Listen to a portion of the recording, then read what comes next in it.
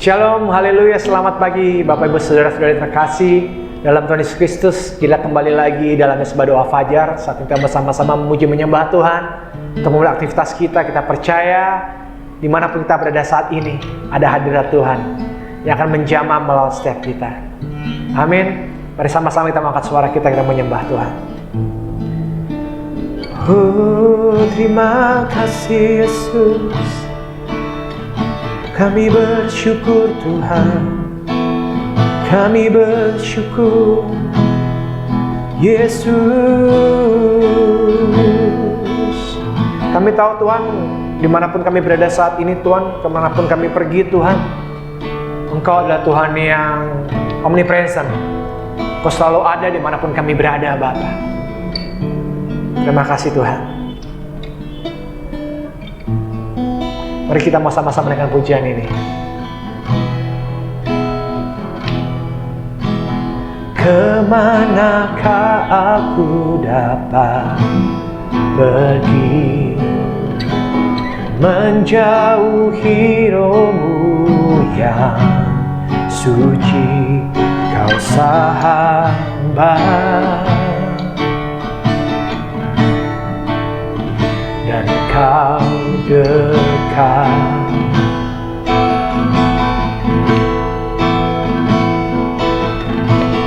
Bahkan seluruh pengabdianku tak bisa membalas kesetiaanmu, sungguh mulia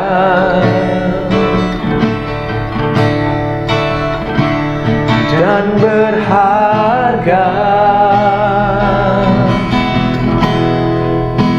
sungguh besar pengorbananmu bagiku,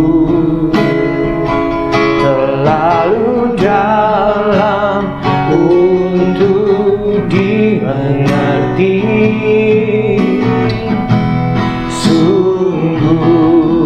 Besar, sungguh indah yang Kau pikirkan tentangku, tak terselangi bagiku.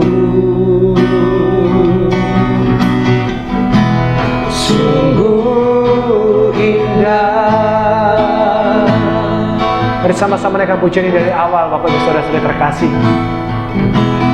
Kemanakah aku dapat pergi, yes Lord, menjauhi rohmu yang suci, Kau sahabat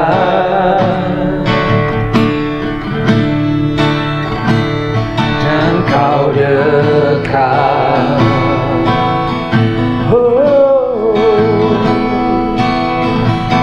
Bahkan seluruh pengabdianku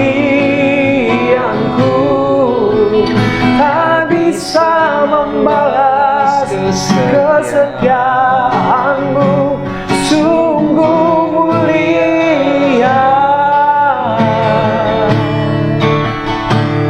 dan berharga, sungguh besar pengorbananmu bagiku,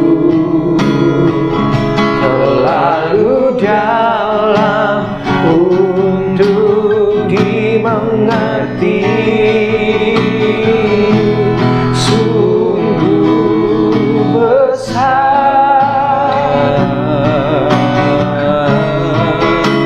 sungguh indah yang Kau pikirkan tentangku, tak terselangi bagiku. Sungguh indah, sungguh besar Tuhan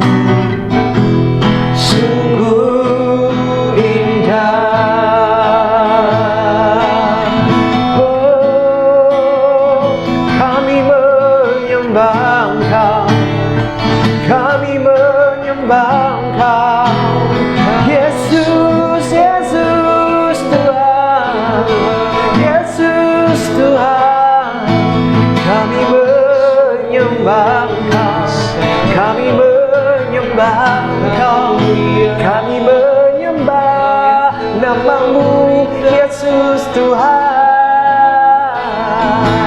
Tiada yang seperti Kau Tuhan, tiada yang seperti Kau Bapa, tiada yang seperti-Mu Yesus Tuhan, tiada yang seperti Kau Yesus. Kami menyembah Engkau, sungguh besar, sungguh indah Engkau Tuhan. Oh, terima kasih Yesus, terima kasih Bapa. Haleluya.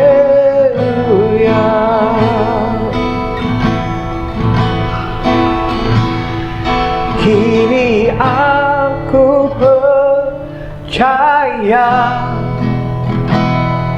tiada yang mustahil bagimu.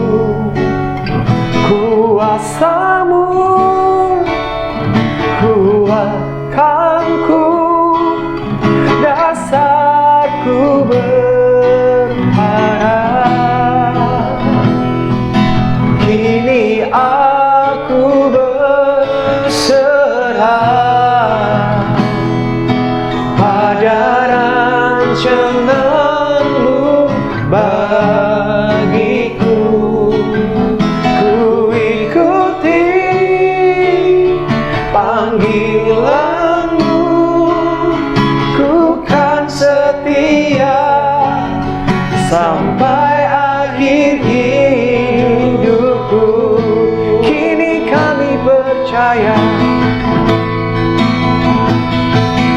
kini aku percaya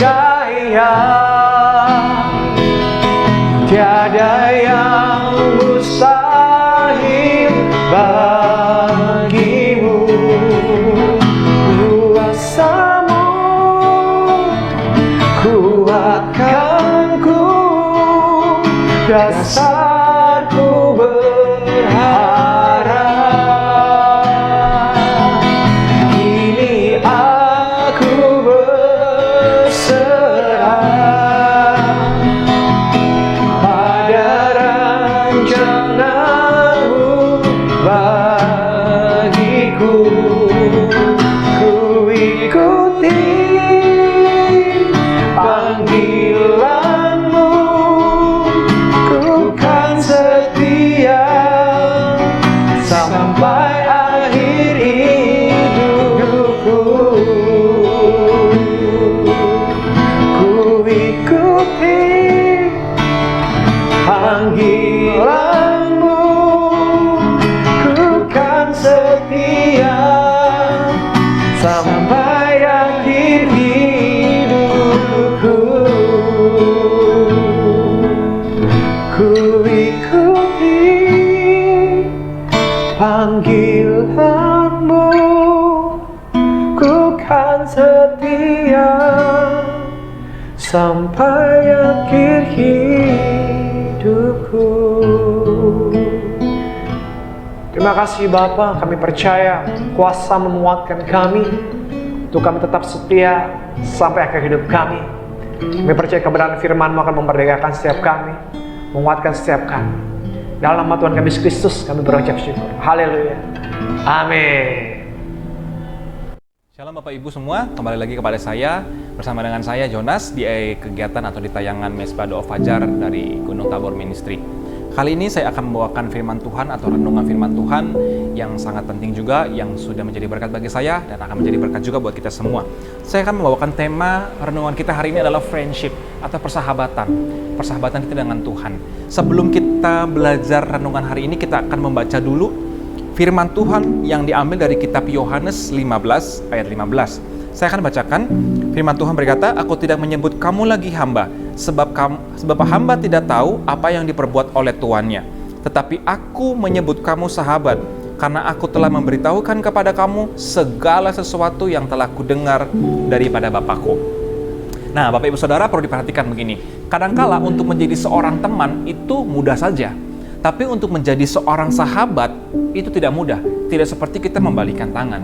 Menjadi seorang sahabat antara kita dengan orang lain, membangun persahabatan itu bukan perkara yang mudah. Butuh waktu, butuh proses, butuh komitmen, atau butuh pengenalan keintiman yang lebih dekat. Sehingga bisa menjadi dari teman, bisa menjadi seorang sahabat. Nah, untuk menjadi seorang sahabat butuh yang namanya kepercayaan satu sama lain. Butuh trust, butuh komitmen, butuh keterbukaan juga. Kalau kita punya sahabat, banyak hal yang mungkin kita bisa buka kepada seorang sahabat. Kita bisa ceritakan, kita bisa lepaskan, kita bisa sharingkan kepada seorang sahabat. Nah, ada pelajaran penting di sini juga yang perlu kita pelajari. Kalau kita ibaratkan sahabat itu seperti sebuah lilin kecil di tengah kegelapan, atau seperti mercusuar yang ada di tengah lautan, yang bisa menerangi kita di tengah kegelapan, bisa menjadi harapan kita, di mana kita melepaskan kepenatan kita, ataupun keinginan kita, ataupun cerita-cerita kita yang bisa kita sharingkan kepada mereka.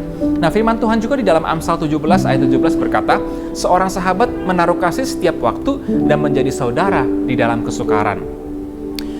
Nah, Bapak Ibu Saudara perlu diperhatikan dalam persekutuan kita dengan orang lain, atau di dalam pergaulan kita dengan orang lain, persahabatan kita dengan orang lain, perlu kita pahami, terkadang Tuhan memakai banyak orang atau sahabat kita mungkin saja untuk menjadi alat Tuhan yang membentuk kita. Kita ditempa, kita dibentuk oleh orang-orang di sekitar kita, sehingga hidup kita semakin dipertajam, dimatangkan, dan semakin didewasakan melalui orang-orang di sekitar kita juga. Begitu pula Tuhan taruhkan sahabat kepada kita, Tuhan berikan seorang sahabat kepada kita juga menjadi seperti itu. Dia akan mematangkan hidup kita, mendewasakan hidup kita, membentuk hidup kita, sehingga kita menjadi pribadi yang lebih baik. Nah, lebih daripada semua itu, perlu kita pikirkan dan perlu kita ketahui baik-baik bahwa ada seorang sahabat sejati, yaitu Tuhan Yesus Kristus, yang menjadi sahabat setiap kita, yang menjadi sahabat sejati bagi setiap kita. Dan yang paling penting di sini adalah Yesus menganggap kita seorang sahabat tanpa pandang bulu, tanpa melihat rupa kita, tanpa melihat siapa kita, tanpa melihat status hidup kita. Dia tidak peduli dengan siapa kita. Dia menganggap kita sahabat. Sahabat itu hubungannya dekat. Sahabat itu hubungannya ada keterbukaan, ada kepercayaan, ada nasihat, ada saling membangun satu sama lain, sehingga ada proses kedewasaan di situ antara seorang sahabat. Dan Yesus adalah sahabat sejati kita. Nah, Bapak Ibu Saudara, ingat peristiwa di mana ketika Tuhan ingin memusnahkan Sodom dan Gomora. Saya melihat di sini ada satu cerita antara sahabat, ya, antara Tuhan dengan Abraham sebagai seorang sahabat di sini. Apa yang terjadi kalau kita pernah baca cerita ini? Ketika Tuhan ingin memusnahkan Sodom dan Gomora, Tuhan gak hanya melakukan begitu saja selesai, tapi Tuhan tidak enak hati, atau kita bisa sebutkan Tuhan merasa tidak enak kalau dia tidak memberitahukan keinginannya itu kepada Abraham. Maka dari itu Tuhan pergi kepada Abraham, berbicara kepada Abraham bahwa ia ingin memusnahkan Sodom dengan Gomora. Dan pada waktu itu, kita ingat ya, ada tawar-menawar antara Tuhan dengan Abraham. Yang dimana tawar-menawar ini bukan seperti antara Tuhan dan hamba, tapi di sini antara seorang sahabat, di mana mereka bebas melakukan tawar-menawar, sharing, saling bertanya. Abraham menawar, Tuhan, jika seperti ini, apakah Tuhan tetap memusnahkan Sodom dan Gomora? Tuhan bilang, oh tidak. Dan sampai seterusnya, sehingga akhirnya mendapatkan kesepakatan bersama. Di situ saya melihat bahwa hubungan antara Tuhan dan Abraham itu hubungan yang sangat dekat. Sehingga mereka bisa berkomunikasi secara terbuka, secara luas seperti itu. Kalau saya lihat itu hubungan yang baik, itu hubungan yang sangat dekat. Saya bisa gambarkan itu menjadi hubungan antara Tuhan dan Abraham, menjadi hubungan persahabatan yang kuat, hubungan yang sangat-sangat dekat. Sehingga kita perlu belajar dari kisah ini. Bahwa apa? Kalau kita memiliki sahabat itu Tuhan Yesus, kita perlu yang namanya membangun hubungan. Nah, hubungan yang kita bangun kepada Tuhan, menjadi sahabatnya Tuhan, itu bukan hubungan yang singkat. Butuh yang namanya komitmen. Butuh yang namanya proses atau waktu, di mana kita terus bangun hubungan kita semakin hari. Kepercayaan kita kepada Tuhan, waktu kita berikan kepada Tuhan, itu tidak bisa dibangun secara singkat, di mana kita harus mempunyai hubungan yang erat dengan Tuhan hari demi hari. Sehingga ketika kita mulai membangun hubungan dengan Tuhan, ada kepekaan satu sama lain. Kita mengerti isi hatinya Tuhan, dan Tuhan juga dapat mengerti isi hati kita.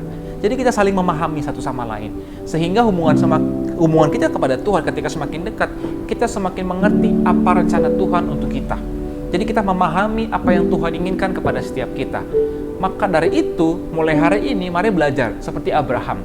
kita bangun hubungan yang sangat dekat dengan Tuhan. Hubungan yang dekat itu membuat kita merasa seperti kita nggak sungkan lagi datang ke Tuhan. Mungkin banyak daripada kita masih suka sungkan datang kepada Tuhan, karena kita menganggap diri kita nggak layak kepada Tuhan. Karena kita merasa diri kita sepertinya masih banyak dosa, kita nggak layak untuk menghadap Tuhan. Tapi kalau kita memiliki hubungan yang baik dengan Tuhan, hubungan yang erat dengan Tuhan, hubungan yang baik dengan Tuhan, nggak ada lagi batasan antara kita dengan Tuhan. Karena memang pada mulanya Tuhan menciptakan manusia untuk memiliki hubungan dengan Allah. Ketika Tuhan menciptakan Adam dan Hawa, Tuhan nggak melepaskan Adam dan Hawa jauh dari Tuhan. Tidak, bahkan Tuhan membiarkan Adam dan Hawa hidup bersama dengan Tuhan. Supaya apa? Supaya ada komunikasi antara Tuhan dengan manusia pada waktu itu. Tapi yang membuat manusia terpisah pada akhirnya adalah apa? Dosa. Maka dari itu Tuhan pun berencana ketika manusia jatuh dalam dosa, saat itu juga Tuhan memiliki rencana yang luar biasa. Dia mau mengembalikan hubungan yang baik itu antara Tuhan dan manusia dengan penebusan. Jadi penebusan Tuhan bukan sekadar mengampuni dosa, bukan, tapi dia mengembalikan hubungan itu. Relationship, hubungan yang dekat itu antara kita dengan Tuhan. Supaya kita sebagai manusia ciptaan Tuhan tetap bersama dengan Tuhan, dekat dengan Tuhan setiap waktu. Dan ingat, ketika Tuhan Yesus mati di kayu salib, apa yang terjadi? Tabir bait suci terbelah dua. Artinya apa? Tuhan gak mau lagi ada pembatas terpisah antara manusia dengan Allah. Jadi hubungannya akan terus makin dekat. Dan kita bersyukur kita tidak lagi melalui proses seperti perjanjian lama ketika kita berdoa kepada Tuhan. Kita tinggal sebut dia sebagai Bapa, teman, sahabat. Kita bisa berkomunikasi di dalam doa kita. Mari mulai hari ini bangunlah hubungannya kita yang baik kepada Tuhan, hubungannya semakin erat dengan Tuhan, sehingga kita bisa menjadi sahabatnya Tuhan, yang dekat di hatinya Tuhan, yang berkenan kepada Tuhan, yang tahu isi hatinya Tuhan, dan mengerti setiap rencana Tuhan. Dan saya berdoa buat kita semua, mulai hari ini kita mulai terus membangun hubungan kita kepada Tuhan. Kita berkomitmen untuk waktu kita, hati kita berikan semua yang terbaik untuk Tuhan, sehingga semakin hari kita boleh semakin dekat dengan Tuhan, dan Tuhan berkenan atas hidup kita. Tuhan Yesus memberkati kita semua, dan mari kita berdoa untuk firman Tuhan pada hari ini. Kami bersyukur Tuhan Yesus untuk renungan firman Tuhan pada hari ini, dan kami belajar hari ini Tuhan untuk kami boleh menjadi sahabat sejatinya Tuhan. Tuhan sudah menjadi sahabat kami. Tuhan menerima kami apa adanya. Tuhan tidak memandang rupa kami, dan kami hari ini mau berkomitmen untuk membangun hubungan kami semakin erat dengan Tuhan melalui waktu kami, doa kami, hidup kami kepada Tuhan, sehingga kami mengerti isi hatinya Tuhan, dan kami boleh mengerti setiap rencana Tuhan dalam kehidupan kami. Kami peka terhadap keinginan Tuhan. Kami sadar kepada setiap rencana Tuhan dalam kehidupan kami. Biar kami dipakai Tuhan sama seperti Abraham yang memiliki hubungan yang dekat dengan Tuhan. Biar hari demi hari hidup kami semakin intim bersama dengan Tuhan. Terima kasih Tuhan buat kasih Tuhan, buat berkat Tuhan sepanjang hari ini. Biar Tuhan memberkati setiap kami sepanjang hari ini dengan berkat daripada Tuhan, perlindungan, penyertaan, damai sejahtera berlimpah-limpah Tuhan berikan bagi setiap kami. Dan apa saja yang kami lakukan yang berkenan kepada Tuhan, Tuhan akan buat kami selalu berhasil. Di dalam nama Tuhan Yesus kami berdoa dan bersyukur. Haleluya. Amin.